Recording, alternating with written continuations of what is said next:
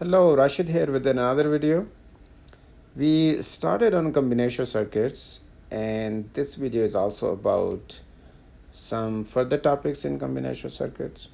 Couple of things I want to mention on logic simplification further, and then we will look at some of the couple of other logic levels. We know about 0 and 1, but we'll look into x and z and what are those. Let's start with first thing, which is more than two stages. I read a nice example in the book, which I'll tell you in a moment, the book that I'm using as a reference. But the thing is, we so far studied about sum of min terms or product of max terms in the previous video.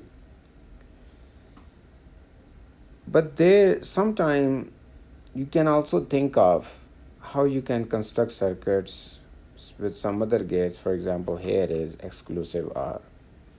Focus on this one, this table that you're already familiar with. Exclusive OR for two inputs, which are A and B. So whenever input has a combination of 0, 1 or 1, 0, output, which is y, is 1, else is 0. In other words, whenever the number of ones on inputs together are an odd number, we get an output 1, else it's 0. Total number of ones are 0, here 2, which are even. Now if we think of three inputs and exclusive OR for them. By the way, before that, this is in terms of sum of min terms. So A dash B, and A dash B give you 1. You can write 1 for zeros as a product of sums for this and this. And if you go to three inputs, an exclusive OR output, which again by the definition I mentioned here was if number of ones on input combinations is odd, then exclusive OR is 1. Like this case, this case, this case. Not this case. I found a mistake, but alright. So we can say is 0 here. Let's check this. Odd 1, even 0, odd 0, even 0, 0 and odd 1. Okay, now it's correct. So for this one, if you again think of writing an expression like this, a circuit with and then OR combination, then you have to write it for this. Similarly, for zeros, it will be these fours. But here is another way to write this. This one belongs to this. You can prove it yourself. Take that as homework. But you will see that when A and B, their exclusive OR together, and then their output exclusive OR with C, the result Y is actually this one. So here we are using two gates as opposed to several AND gates and then one larger OR gate.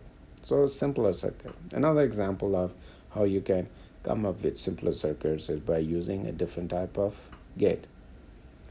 A further example of this one is an 8 input exclusive OR for 8 inputs, as opposed to if you have A, B, C, D, E, F, G, H, J, K, then you can imagine how many AND and OR gates you need.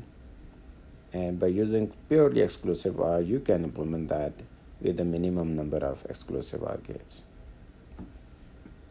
Next topic that we're going to look at is important one that is being you will find that in the books K-maps, Karnaugh Maps.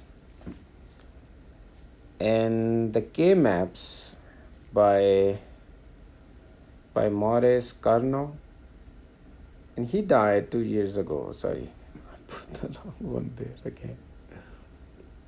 He died 2022, not in 2024, but still 98 years, and took one of the latest picture from internet.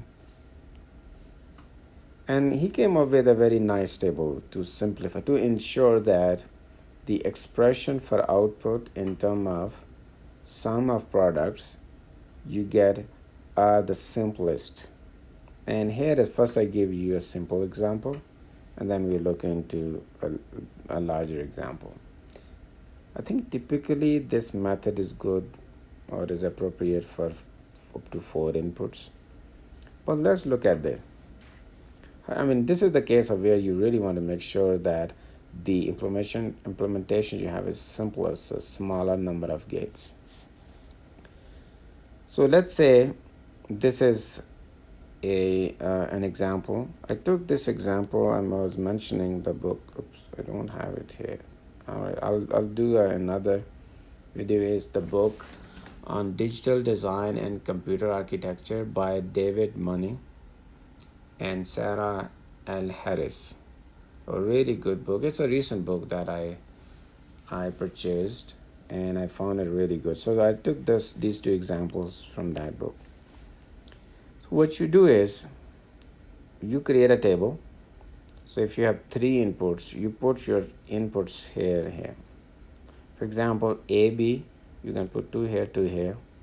So their values can be 0, 0, 0, 1, 1, 1, 1, 0.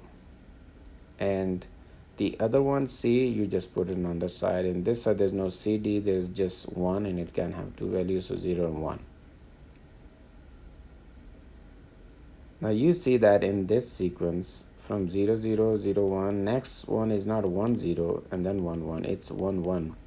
Because it's based on you in every combination from here to here, you only change one input. For example, 0, 0 to 0, 1, your B changes from 0 to 1. From here to here, your B stays the same as 1, your A changes. And from here to here, your A stays the same and B changes. So if you look at this truth table, 1, 1, and then you fill it with 1, 1, and then others are zeros. So you can, 0, 0, 0, 0, 0, 0. So then how would you come up with the expression? So in this method, what you do is you combine ones. You can combine 2, you can combine more, 4. You can combine them this way, you can combine it this way. You can also wrap them, like if there are 1, 1 here, 1, 1 here, you can also combine this and this. So it's kind of circular. In this one, we have only 2 ones, so you combine these two. And output, which is output A, is when for this combination, you need to put the values that don't change. So C changes from 0 to 1, so just ignore that. A and B remain the same and they are 0, 0. So this will be A dash, B dash, because A is 0, B 0. So to make them 1, you invert them. Let's look at another example. So 4 inputs, and it has Y is 1 for this, 1, 1, 1, 1, 1, 1, and for other 0. And based on this, we create this table. A, B, C, D.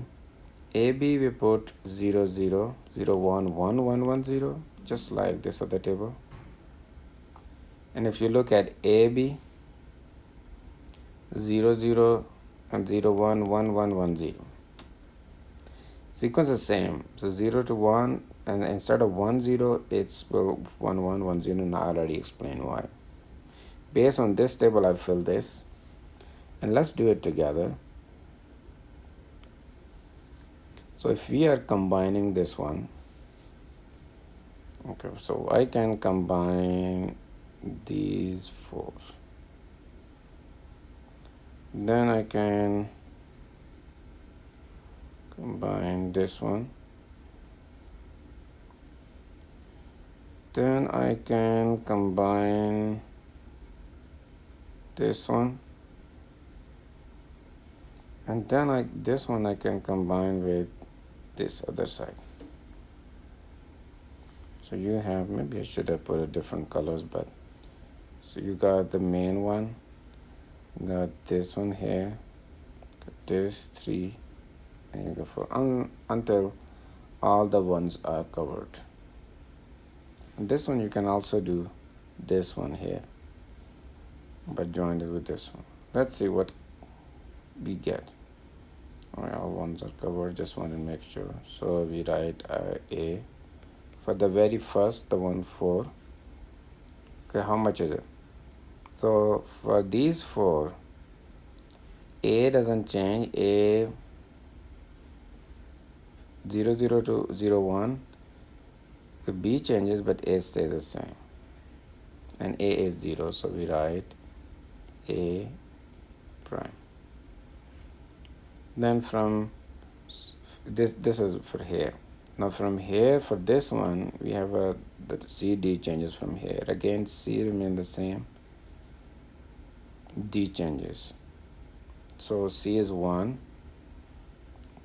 Put C as is. For the number 2, this scenario, what changes? C, B remains 1, then C and D. So if you think of that, A 0 to 1, but B is 1, and then C and D are 1. Sorry, I'm in the wrong one. Making too many mistakes today. Okay, it was this one. So C is prime and D is 1. Then number 3, A, B, and then C prime. And number 4, A dash, B dash. If you look at for this, number 4, A and B 0, but from here to here, C changes, but D is 0. So what we do is we put D prime. So that's how we came up with this one. Just thinking if there are further sometimes you can take some commons across and use some of the theorems that I mentioned before to simplify them further.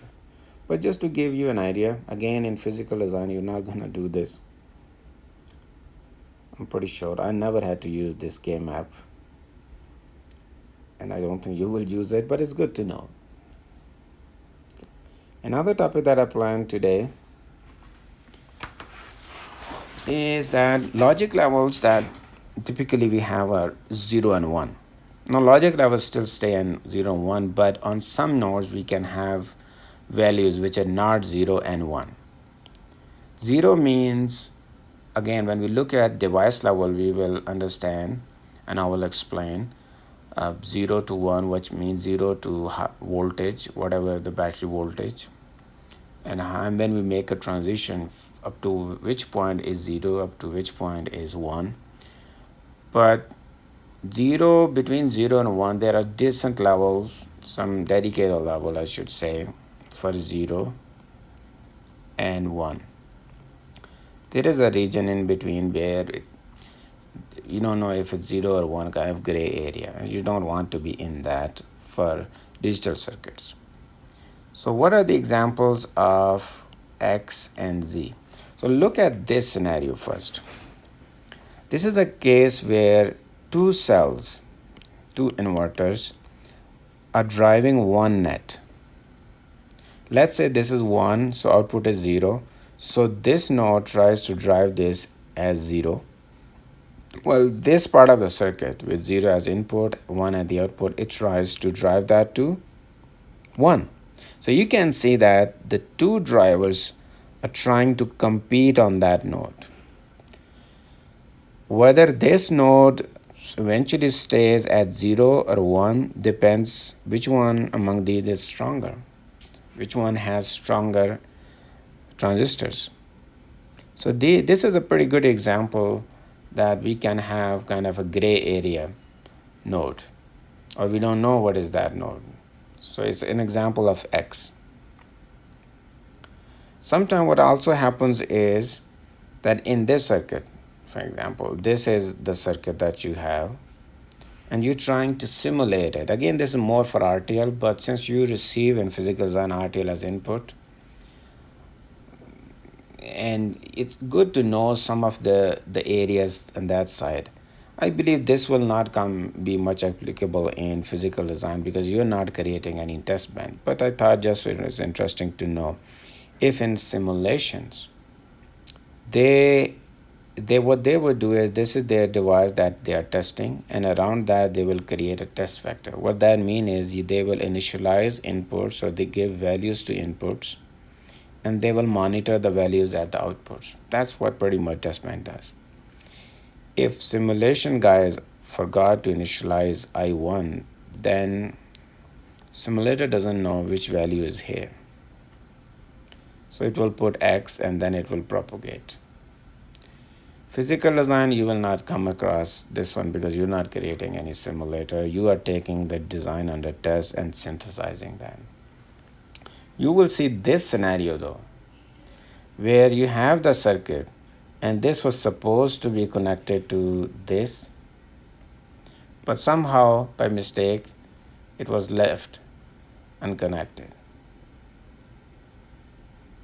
And in that case, if somehow RTL folks are not able to catch that, or somehow this got initialized to something and they don't notice that, then this will come to you, and in the layout this will be unconnected, which is a problem. Unconnected mean it can have interference from other side. Maybe it, I don't know what level it will stays in, and it will just stay like that, maybe 1 or 0, and that can really change functionality of this circuit. So in physical design we have a check where we just tie to some level based on the logic to any input. We cannot leave them floating like that. So this is an important one for physical design. Example of Z is, again, I would say not from physical design but more from RTL side. If you have a bus and you have multiple devices who want to send signals to that, and you really need to connect them like that, then you put a tri-state. For example, if device 1 wants to put some signals on it, then device 2 and this device need to be through this circuit, need to be in a kind of floating mode. They don't drive anything on this, kind of like a disconnected. And that will ensure that this device doesn't have a competition going on, so this device will be able to write anything there. In that case, this is called a tri-state buffer. The output can be 0 or 1. When enable is 1 in this case, output goes wherever the input, 0 goes to 0, 1 to 1. But when enable is 0, then this output will be in high impedance mode or Z mode. Now when you want to read this, you can read it. Reading is not a problem. So this is typically the devices are connected. They want to write something and they want to read something back. So I thought it would be nice to know some of these other logic levels that can come in RTL, or when you talk to RTL guys, they will talk about that. So it's better to know them. I think that's all for today. Hope you got it. If you have any question, ping me on IM or comment on YouTube, and subscribe to it because I've started uploading these videos on almost daily basis or every other day. So, and you will be notified if you subscribe whenever I upload a video. Take care of yourself. See you next time. Bye.